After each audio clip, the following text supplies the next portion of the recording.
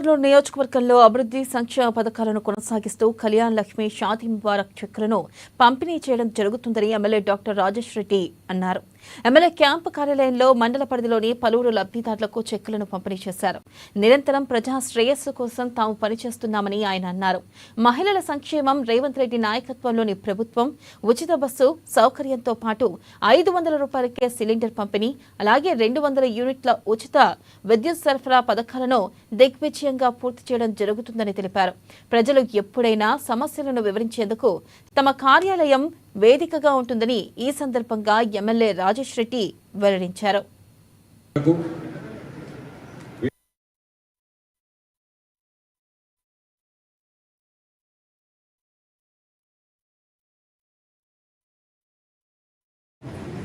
మీరు తెలిసినట్టే షాదీ అదేవిధంగా కళ్యాణ లక్ష్మి చెక్కులు ఎప్పుడెప్పుడు తొందరగా ఇచ్చేయడం జరుగుతుంది. మా వాళ్ళకి ఎట్లయితే ₹1,00,000 ఇస్తున్నామో అదేవిధంగా మన ప్రభుత్వం వచ్చిన తర్వాత రేవంత్ రెడ్డి గారు కూడా అది పథకాన్ని ఆపకుంటుల కోసం ఎలా అయితే అలానే కొనసాగిస్తున్నాం. కాబట్టి పార్టీ అయినా ఈ పార్టీ ఆ పార్టీ అయినా కూడా నాకు సంబంధించి ప్రతి ఒక్కరి చెల్లకు పెళ్ళైతే తప్పకుండా మేము సహాయపడతామని మీ అందరికీ ఎటువంటి లబ్ధిలు మా ప్రభుత్వం నుంచి మేము ఇచ్చాం.